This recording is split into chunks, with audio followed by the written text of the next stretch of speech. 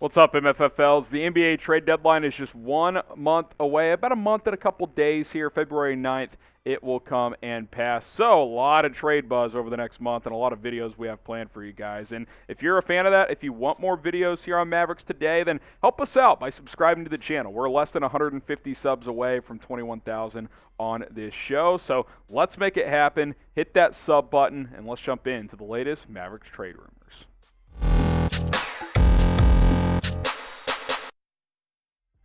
Welcome into Mavericks Today by Chat Sports. I am Harrison Graham. We got some trade rumors to dive into on today's show, so we won't waste any time. Let's go ahead and jump on in here. Could the Mavs bring back, yes, Josh Richardson, as the San Antonio Spurs are certainly going to be sellers at the trade deadline? Could Richardson fit in with this basketball team?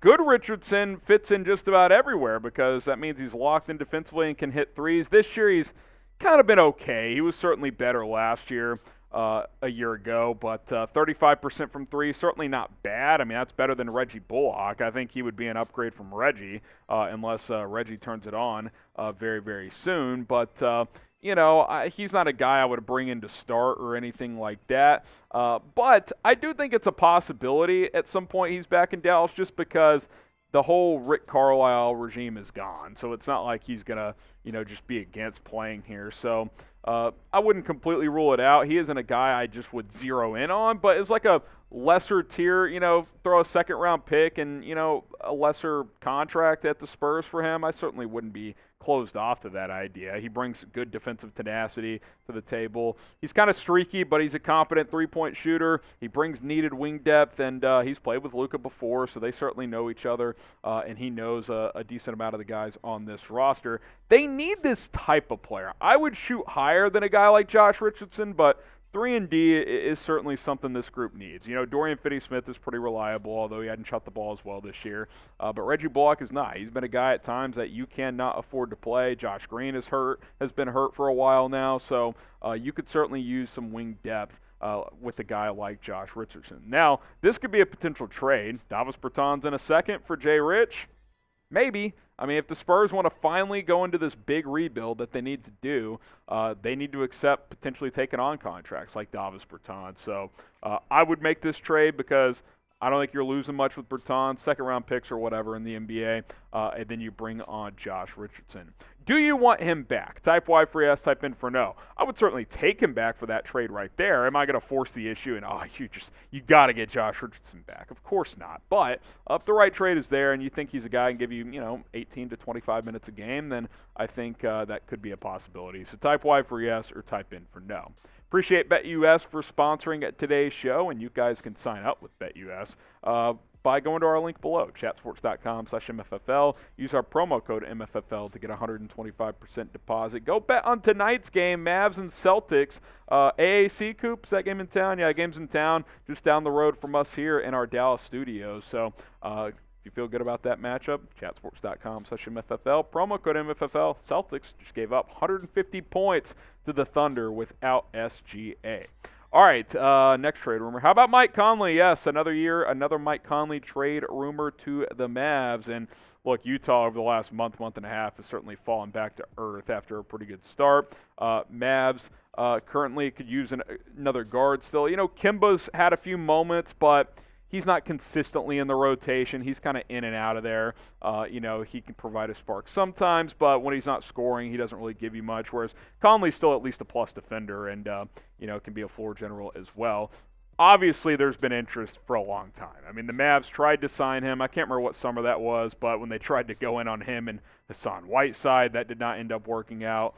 Shout out the Conley-Whiteside duo is going to save this franchise. But I would certainly take Conley. Now, he's not what he was. Let's make that clear. I mean, we saw in the playoff series last year how brutal he was. But he a backup point guard. I do think he's a better all-around player than a guy like Kemba Walker. Now, he's not going to randomly go off for 30 like Kemba will, once a month or whatever that is, but he'll be a little bit more consistent. He can be a decent defender, and he is an upgrade over Kemba. And with his contract and his production, I don't think you're having to give up that much for a guy like Mike Conley at this point in time. You look at the guards right now for Dallas outside of Luka.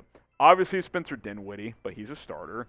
So the bench options, Jaden Hardy, Kemba Walker. McKinley Wright is getting minutes sometimes, guys. If you can find someone like Mike Conley to come in here and play even just 10 to 15 minutes per game, that would be huge. Kemba can do it some, but the knees just aren't great. And when he's not scoring, he's a negative out there. So I would be open to the idea of Mike Conley as well. Now, do the Mavs need another guard? I think the answer is yes. Type 1 for yes, type 0 for no. Let me know down in the comments. Now, when you have healthy Luka and Dinwiddie, you don't need a ton. But look, this has been abnormal how healthy Luka's been this year. At some point, he's probably going to miss a couple weeks. I mean, that's just how it goes. So let us know, 1 for yes or 0 for no. Again, subscribe to the channel. Trying to get to 21,000 subscriber for Luka. Subscribers here on Mavericks Today. Help us out covering Luka and the Mavs all year long. Second half of the season. Trade deadline. It's going to be fun, so don't miss any of it.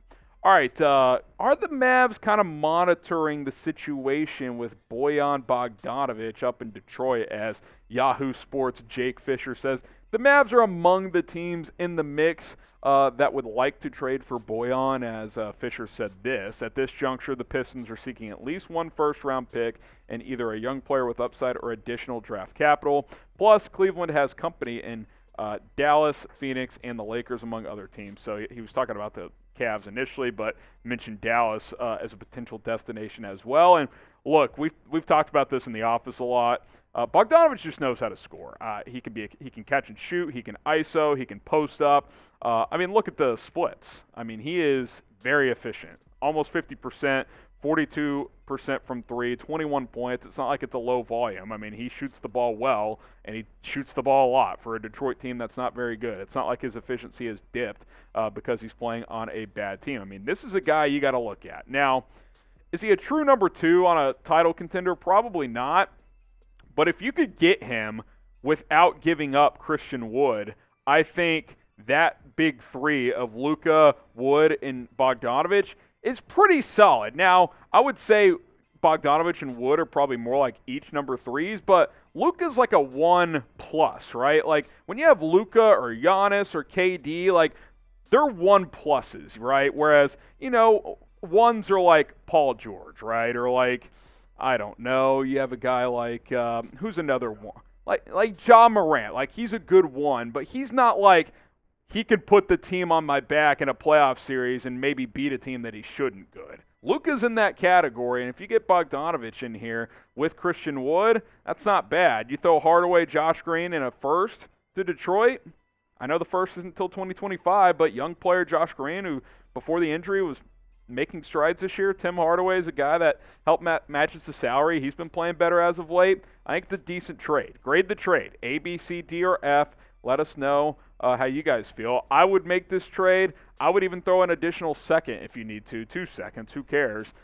If you could get Bojan Bogdanovic. I would not trade Christian Wood to do it because him and Luka are starting to sink. Even if you think Bogdanovic is better than Wood, I still would not make that move because I don't think that gets you close enough to a contention status. All right, Loaded Trade Rumor Show today. Appreciate you guys who made it to the end. If you made it to the end, that makes you a real one. So subscribe, type MFFL if you're a real one. We'll see you soon here at Mavericks Today. So long.